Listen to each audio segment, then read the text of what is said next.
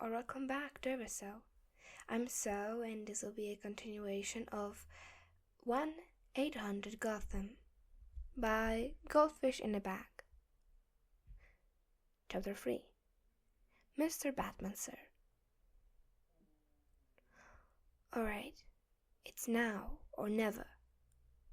Tim takes a deep breath in as he turns the doorknob and steps out of the Drake Manor.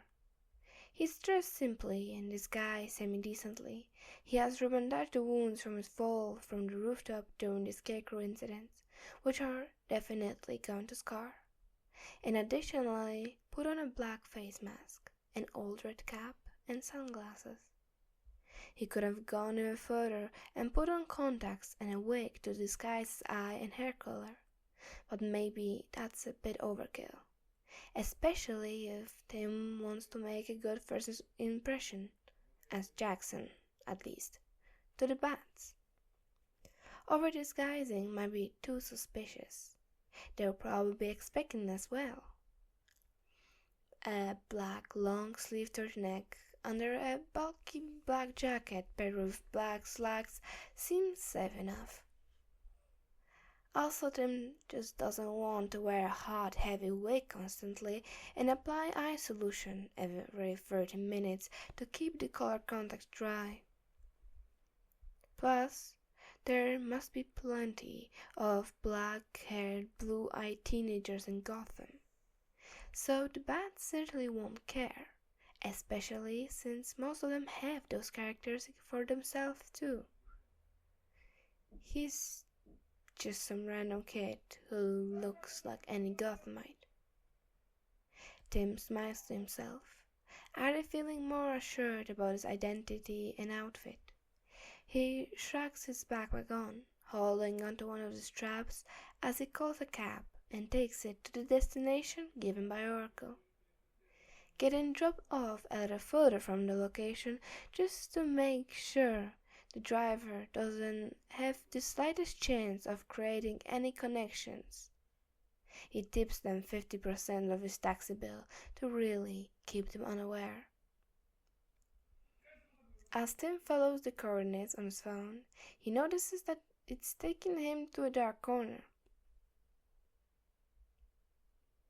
And when he makes a right, he's greeted by a dark, narrow path. Not a single working lamppost in sight. In fact, they seem to all have been broken a long time ago, since there aren't any pieces of glass underneath the light. It's a shady-ass alley, of course. What else did he expect from a bat? If this whole thing was just a ploy to kidnap me and use me as a blackmail to get Angel to come out, I'm going to be very upset. Tim mumbles to himself as he walks deeper and deeper onto the dark alley. A gravel voice suddenly rumbles from behind him. It's not. Tim jumps, immediately turning around to the voice and pulling his backpack closer to him. Holy! A tall man dressed in all black, hiding in the shadows, steps out with a steel-toed boot. Tim can recognize that man anywhere, even with his eyes closed, even if he was blinded and stripped of all his senses. Batman. Gotham's favorite son, the Dark Knight, Prince of Gotham, philanthropist playboy, Bruce Wayne. Oracle said it would be one of the bats, not the bat. Wow, hi, Mr. Batman? Tim wails awkwardly, squeezing his backpack shoulder strap a little tighter. He couldn't have possibly expected this. Batman grunts in response. I'm Jackson, he exclaims in a hand. Angel's informant? Oracle said I should meet someone here. Are you that someone? The Dark Knight grunts again, with an affirmative tone this time. He makes no move to shake Tim's hands, however. Figures. Oh, cool. Tim retracts his hand, only feeling a smidge disappointed. Do you need to, blindfold me so I don't know where your super secret lair is? It's not a lair. Finally, he speaks, Tim thinks, rolling his eyes underneath his sunglasses. Okay, sure, whatever you say, Mr. Batman, Blair, head of safe house, whichever floats your boat. Are you gonna blindfold me? Tim replies, remember to speak with a slight hint of an early accent to throw off the connection between them, Tim Drake, and Angel. Since they already recognize Angel Bristol's accent, Jackson having a poorly hidden alley accent would make his identity discovery even more difficult. He never said he was going to make it easy for Batman after all. Batman pauses at something he said, but only for a split second. He doesn't respond, simply holding out a black blindfold and gesturing for Tim to turn around. Tim does so and takes off his sunglasses so Batman can tie the blindfold on him. Being blindfolded by Batman wasn't on my initiatory today, but sure, alright. Tim thinks to himself with a rather pleased shrug. He wonders if they'll let him keep the blindfold. Tim is suddenly lifted by strong arms and carried like a barrel, tucked in Batman's left side. Batman's arm is pressed hard against Tim's injuries, josting them. He winces at the pressure on his wounds, biting down on his lip to avoid yelping on pain. Don't make a sound, he warns himself, teeth piercing his bottom lip and a metallic taste touching his tongue. You're getting carried by Batman, so don't you dare make a sound. Tim notices Batman freezing for half a second and loosening his grip slightly, which alleviates the pain. If he wasn't a seasoned, self-contained and realistic fanboy, he might have assumed that Batman is being kind to him, and he wants to make sure Tim isn't hurt. He vetoes that idea incredulously. That is not possible, since Batman have only just met Jackson, the informant. He hasn't done anything to garner that sort of gentle treatment. He's not a kid. They don't even know what Tim can do for them yet. It's definitely in my imagination. Must be adjusting his grip better or something. Then he's guided into a car, which Tim can only assume is the Batmobile, which is so cool. He may be only of the few people in the world who has even got a ride from the Batmobile. Tim has never wanted to take off his blindfold so badly before. If he just takes a quick peek, maybe he'll be able to replicate it, from the type of leather of the inferior and down to the lining of the seats. He can do it. He knows he can do it with just a quick glance and feel of the material. Tim has already mapped out the shape of the Batmobile through hours upon hours of research and has made estimates and guesses on what the internal parts of the vehicle look like. With his blueprints are tucked into an envelope and ready to be mailed to California so he can have his Batmobile replica made in secret. But if he can just take a look, just one singular peek, he may be able to make a fully perfect replica of the car.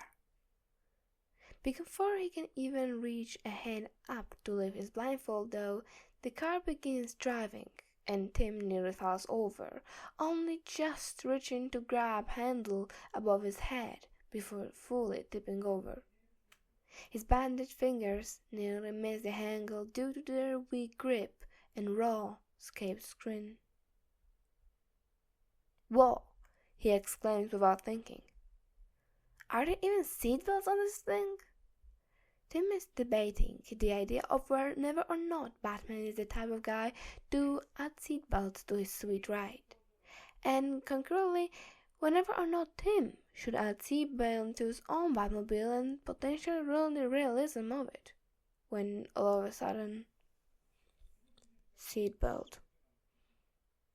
Batman's deep voice abruptly comes from beside him. Tim's mind comes to a screeching halt. No way. Is he sitting next to me? He thinks excitedly. Wait, if Batman is sitting beside him, then does that mean this is a self-driving car? Or that perhaps Agent A is driving in silence? Both options sounds amazing. Implementing an automated driving feature into his Batmobile would be extraordinary. But Tim is not against hiring a chauffeur as well to mimic the secondary option of Alfred Pennyworth driving instead. He cannot even begin to explain how strongly he desires to take off his blindfold right now. He wants to know. Tim flashes a thumbs up towards Batman's direction, replying, "Yeah, seatbelt, for sure." He feels around the seat for the seatbelt to no avail. Where exactly can I find the seatbelt? Tim asks after an awkward silence of just rustling. To your right. Right, okay, sorry. He needs to calm down a little so he can play Jackson correctly. Tim drags his hand around again, making sure to touch any special stitching or pattern while he's allowed to touch the car. Until he feels a long band. Seatbelt, check. Tim pulls it across his torso and attempts to lock it into the buckle, but he's having some difficulty finding it. Having bandaged fingers on both hands is not helpful right now. He fumbles for a while, growing more and more embarrassed that he can't do something as simple as putting a seatbelt on, until click. Oh. Batman has just helped Tim put on his seatbelt. He wants to throw himself out of the window and onto oncoming traffic. Thank you, Mr. Batman. Sorry about that. The blindfold is not helping with my dexterity. I swear I'm usually better than this. Tim babbles, extremely glad that his entire face is covered right now and his burning red cheeks are not noticeable. He at least uses this embarrassing moment to throw more crumbs of Jack's identity and lays on the alley accent a little thicker to appear like Jack's true accent must be slipping out due to his nervousness. It must have worked like a charm, because Bruce responds kindly. Swift first. Batman grunts again, voice a little warmer now. Tim feels a little guilty that he may or may not have just manipulated Batman's feelings onto empathy for Jackson because his own son, Red Hood, is from the alley. Hearing that same accent slowly reveal itself through Jack's terrible attempt at hiding it might invoke some fatherly feelings. Maybe it's a bit of a stretch. Tim calculates there is approximately a 57% chance of that actually working. But 57 is still more than half, so he decides to continue to roll with the secretly inallocated approach, since there aren't any specific negatives or downsides to that. Although, Batman must think Tim's a fool now, since he can't even put on his seatbelt correctly. Being blindfolded and bandaged doesn't make for a great combination, and might have very well disadvantaged him. But he disagrees. No use in fretting about what's already happened. Tim just needs to make a very good first impression on the bats. And he has just to think. He leans back into his backpack a little bit, pushing it against the seat with a slight smile underneath his mask. Safety first, Tim repeats with a small nod of his head. Silence hangs in the air. Tim awkwardly fidgets, drawing spirals into the leather seat with a finger. Should he say something? Offer up information? Tim has never been good at small talk, even after his mother and father tried to ingrain into him for galas and the sort. He feels like he's being interrogated without Batman even uttering a single word. Is there anything you want to know? Tim ends up blurting out. The Batman grunts a response after a pause. Why? Well, I'm here to join you guys in your work. You just only found out that I existed not even 48 hours ago and that I work with Angel. Surely you have to be curious about something, yeah? There is another pause. He can imagine what Batman would want to know from Tim that he can't find out by himself, especially now that they're in person. Angel is a different story since he's remote and just a voice on the phone. But Jackson is essentially revealing his whole identity by simply existing. What's wrong with your left side? Batman eventually questions, much softer than his normal voice. Why is he doing that? It sounds like the voice he had when interrogating with child witnesses and victims of his cases. Tim would know. He's usually there, following Batman and Robin during those same cases. And what is with the bats asking questions that only pertain to Jackson and not Angel? Tim's sure none of the information he's given as Jackson has helped to find who Angel is. Whatever, if that's what they want, Tim will answer. I fell, he says tranquilly. It's the truth. He almost wants to be surprised that Batman figured out the fact that Tim is hurt, and especially on his left side too, no less. Hearing that, Tim's memory palace and library immediately jumps to his self-catalogued interpretations of Batman's grunts and growls throughout the many obsessive years Tim has been following the vigilante. That doesn't sound like an approving or satisfied grunt. Was it not a good enough explanation? Of course not, Tim scolds himself. This is Batman we're speaking to. He must want to know how I received my injuries and whether or not they will impact my ability to work. Rest assured, Mr. Batman, my injuries won't cause any delay in my work efficiency. This isn't even the worst I've gotten while working with Angel. I simply fell on the job, and it is entirely my fault for being careless. Wait, did that make him sound like he's not good at his job? But I swear I'm not careless. I'm a very good worker. He hurriedly includes.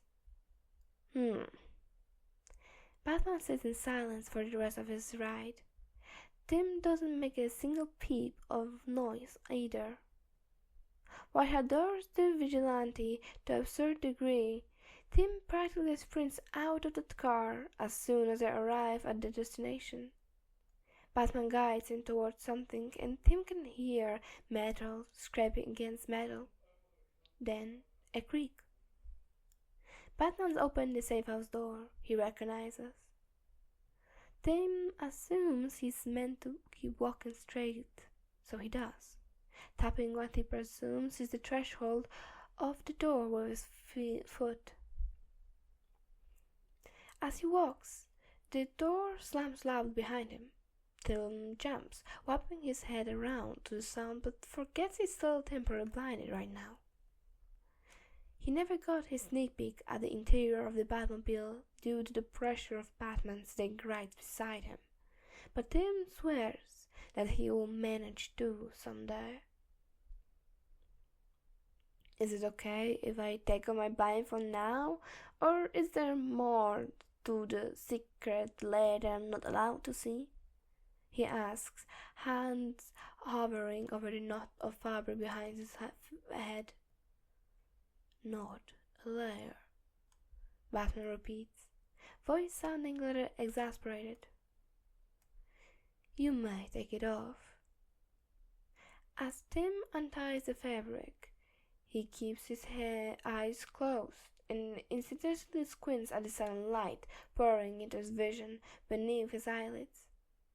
Pulling out the sunglasses that he tucked away into his jacket pocket earlier, he quickly puts them on in order to avoid the harsh brightness of the safe house and to hide his blue eyes a little longer. He shouldn't reveal all his cards so soon. Then blinks, now opening his eyes with safety of the shade and taking in the safe house interior. Wow! The safe house is surprisingly decorated and furnished, although it doesn't seem to be lived in much. Tim's eyes dart around the building, beginning to explore it a little bit.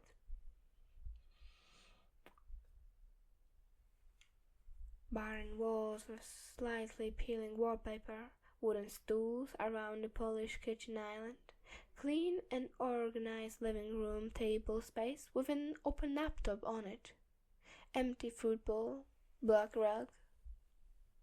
He notices a lack of windows. However, there seem to be multiple doors towards the back. No windows. Smart. Those must be emergency exits. Tim mumbles, mostly to himself. Jackson, Batman suddenly says.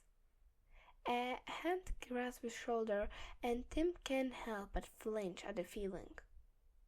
He usually would be unaffected by such contact, but something about it reminds him a little bit too much of his mother, squeezing his shoulder during a gala, telling him to be obedient, to put a mature smile on his face, to shake his hand, Timothy. You need to greet him like a drake and prove you're worthy of the name, compliment her hair and nails.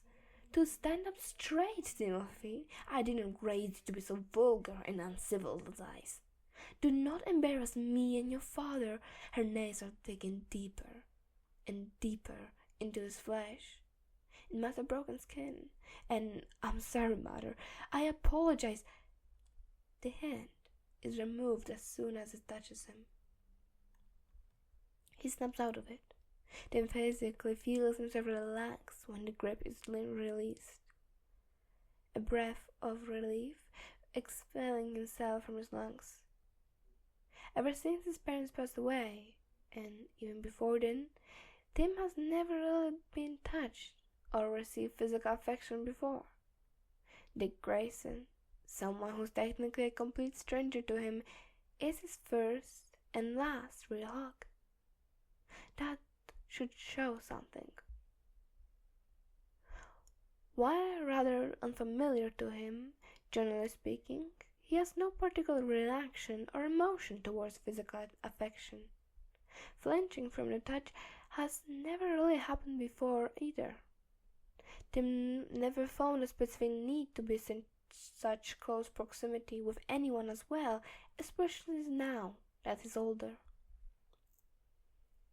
At this very moment, at the very most, he gives firm handshake to the investors and a quick side hug with a pat on the back after their meetings. So to say he wasn't ready for such a familiar, harrowing feeling of someone who should be dead on his shoulder is understatement. Sorry, I usually don't do that. What's up, Mr. Batman? Tim says, scratching his neck through the cloths as he turns around to face him. The tense atmosphere gets broken as soon as Tim finishes saying Batman, with a loud burst of laughter behind him. He turns back around. and is greeted by two people doubled over and cackling. Two vigilantes, one in blue, one in red, or more like one dressed in mainly black with some blue and another in a heavy-duty leather jacket and a red helmet with eyes.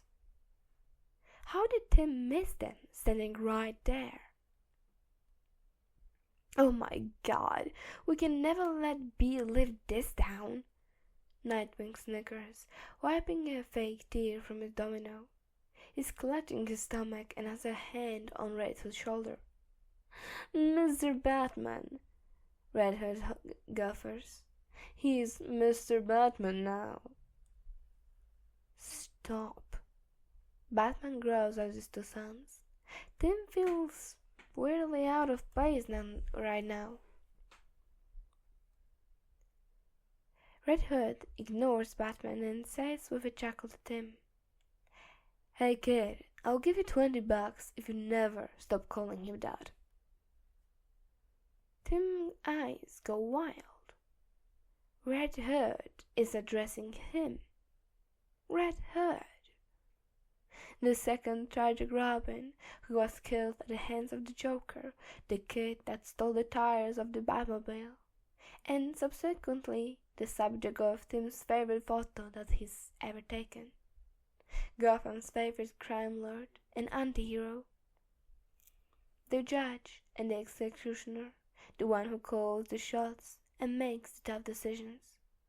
Jason Todd, who is very much alive and well, standing at a hulking 200 pounds of pure muscle, or at least 6 inches taller than Tim. Now he really has to figure out how the vigilante came back to life. The last time Tim saw him, Jason was 95 pounds, soaking wet and gnome-like. Granted, this was prior to his death, but still. Will I grow up like that too, or is it just a post-death exclusive deal? He ponders. Dying for some extra height and muscle seems like a pretty great trade-off in Tim's opinion. Add Sir to it as well, and I'll pitch in another 10. Nightwing laughs, sounding over to Tim. He offers a hand. Hi, I'm Nightwing, although I'm sure you already know that. At least one of the bats understands how a handshake works, unlike one Cape Crusader. Actually, I would say you're pretty underground, like an up-and-coming indie hero. Red Hood comments with a snort. If Tim could see under the helmet, he bet the vigilante has a shit-eating grin right now. Nightwing professionally keeps the smile on his face as he tries to elbow Red Hood in the side, although missing his target. Tim doesn't have the mental capacity to process what's going on around him right now. Nightwing, the one and only Dick Grayson, is introducing himself to Tim. He wants Tim to shake his hand. Dick Grayson sounds just like as kind as he did all those years ago when Tim received the best hug of his life. He radiates warmth like he is the sun, and Tim almost is afraid to shake his hand for fear that he'll be burned.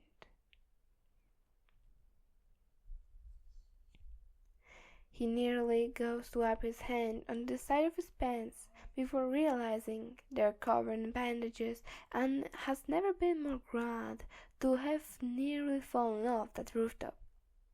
He puts down his mask and puts a small grin on his face, taking Nightwing hands into his own, sweat-free. Hi, pleasure to meet you in person, Tim chirps in the purposely poorly disguised accent. Name's Jackson, but you can also call me Jax, and I will do it only if you throw in another 10 in here, he says with a cheeky smirk. Nightwing looks pleasantly surprised, smiling even wider. You drive a hard bargain, Jax, but deal. They shake on it. Oh my god, I'm shaking Nightwing's hand. Tim can help but think, running laps around his brain.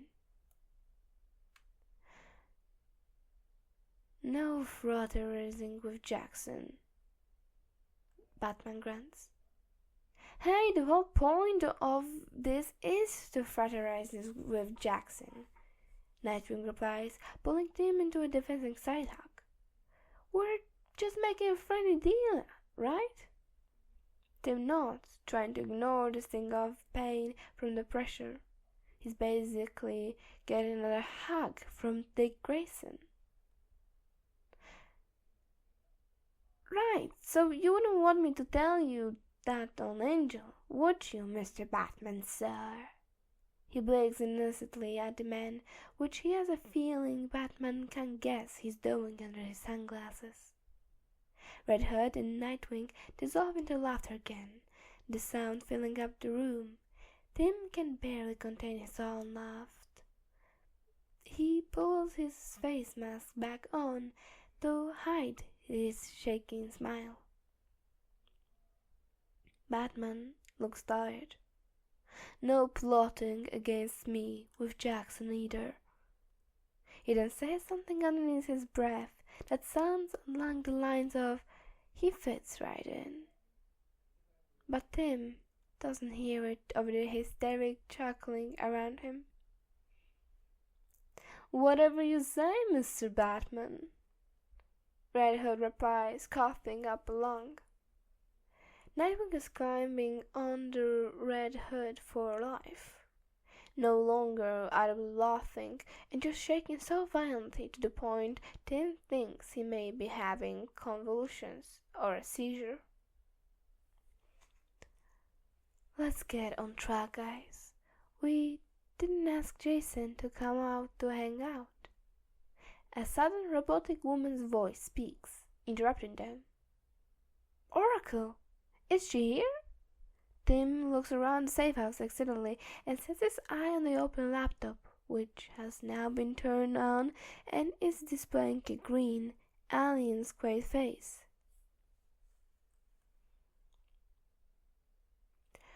Oracle is right, Batman agrees, glaring at the other two vigilantes who are still trying to contain themselves.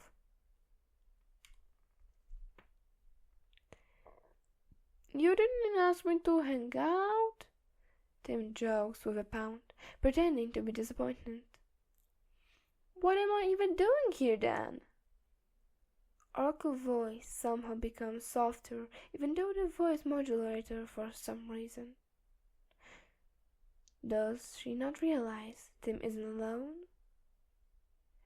Does she not realize Tim isn't serious? We will hang out with you next time, Jackson, she replies kindly. We wanted to meet you in person, although I cannot physically be there as of now, and formally offer you and Angel to work with us, the Bats. We explained this to Angel previously, but we thought it would be also good to have you be personally informed as well. Did Angel fill you in about our agreement? Nightwing asked him, head tilting. Tim nods. Yeah, he did. Told me about being out on loan to you guys, 'cause you need my info, right? And you need his tech skills? Batman's jaw twitches, and Nightwing has a funny look on his face. But it's gone as soon as it appears. Red Hood, having crossed his arms, keeps them that way. However, yeah, Nightwing says after a pause. You have really impressive skills to be able to collect and discover first-hand information of Arkham breakouts and other emergencies for Angel. Like that Scarecrow incident not too long ago. It would have been a catastrophe if Crane has actually injected the toxin into the pipes. How did you find out he was successfully created a liquid form of the fear toxin to begin with? We didn't even realize that was a possibility. Oh, this is exactly what Tim was waiting for. He lifts the finger and takes off his backpack, setting it on the floor and rustling through the contents. He pulls out his trusty modified laptop, a thing of beauty truly, and presents it to the bats with 2 hands. Nightwing squints at it. A laptop with... He pauses, a grin growing on his face. Are there stickers of us? Oh my god, there's no way I forgot to remove the bat stickers. He forgot to remove the bat stickers. Tim wants to bury himself in a 6-foot hole and die. Shaking it off, he adapts to the situation he's been put in, analyzing his next steps in a fraction of a second. It's fine, he quickly assesses. I will use this to my advantage. Jackson is supposed to be a fanboy, so this works out in the end, even if it may be at the expense of my pride.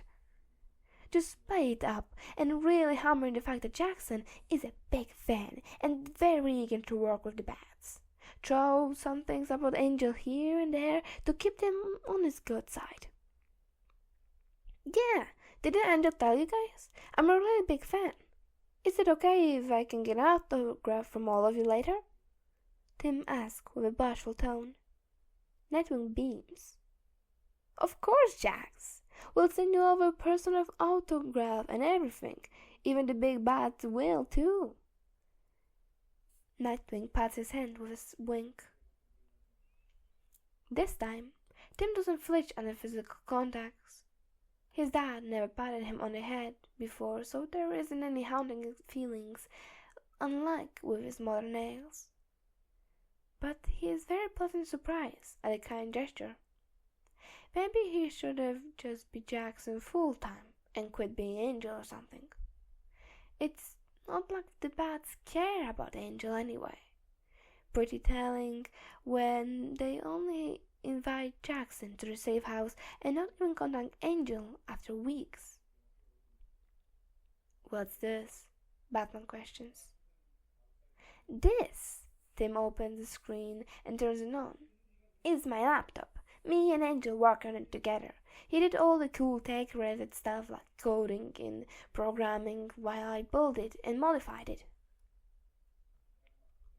The display lights up and Tim takes off his sunglasses, putting them back into his jacket pocket. Sitting down right on the floor, he begins rapidly typing in password after password, the keyboard clicks sounding more like an automatic assault rifle. Just give me 29 seconds to get in, and then I can show you guys everything. 29 seconds? Why so specific? Batman asks again. 2 reasons. One, it's my favorite prime number. Prime number are cool. Sue him. 2, it's kind of like practice every time I turn my laptop. I set it that so I can make sure I'm never rusty. If I don't finish breaking through all the encryption within that frame time, the laptop will explode. Man, trying to focus on both speaking and a fake, shoddy accent and breaking codes at the same time is much harder than Tim thought. Explode! Nightwing and Red Hood both shout concernedly. Don't worry, guys, it never happened before, Tim assures. It's not particularly hard descriptions, it's just to make sure nobody else gets in. I know how to do them all. I would never let anything happen to my beloved laptop. This laptop is his blood, sweat, and tears, his pride and joy. God forbid anything happened to his baby. He glances at the timer top of left on the screen. 20 more seconds. Tim can feel Batman hovering over his shoulder and glancing what he's working on. Yes, Caesar shift. Virginia Square, he notices. Ciphers. Just to jog my memory, so I won't be unprepared when a riddle or anyone else uses codes to send us a message. You know, Angel told me that it was a really smart thing to do. Fantastic. More opportunity for sprinkling of Angel's prize. He pumps his fist in his head. You do this every time you open your laptop? Batman asked, sounding a little impressed. Well, not exactly. I don't do this exact one every time. 15 seconds. What does that mean? That would be way too easy if it were the same question every time, so I requested Angel to help me with that. He's really good at computer stuff, even better than me. Tim adds, trying to include as many good things about Angel as he possibly can. Jack should be called Siren instead for the way he's singing Angel's praises. The passwords are randomized by this program Angel built for me ages ago. It will produce new layers of encryption every time I turn this baby on, so we'll never know what will show up. And 29 seconds is enough time? Nightwing asks with worry. Tim snorts. No, not even close. 10 seconds left. What? He taps in the final password with a satisfying click of the enter key and flips the laptop over so Nightwing and Red Hood can see the screen. It flashes blue, the color bright on their faces, and a "Welcome, Jax" is displayed across the screen in white. He quickly coded the message earlier in the day during his downtime at DOI, while his resignation and transfer work papers were still being proceeded. Not only was it low effort in elementary coding, but it was also high payout and very effective in further solidifying the two separate identities. 29 seconds is actually far too much time, Tim says with an innocent, cheeky grin. Alright, that's not the end of the chapter, but I recorded this already 5 times or more. My voice is starting to crack, and I'm very tired. So, yeah, I'm in the middle of a chapter, and it's already so long, or I think it's long. So, that's well, yeah, it's long. The chapter's getting longer.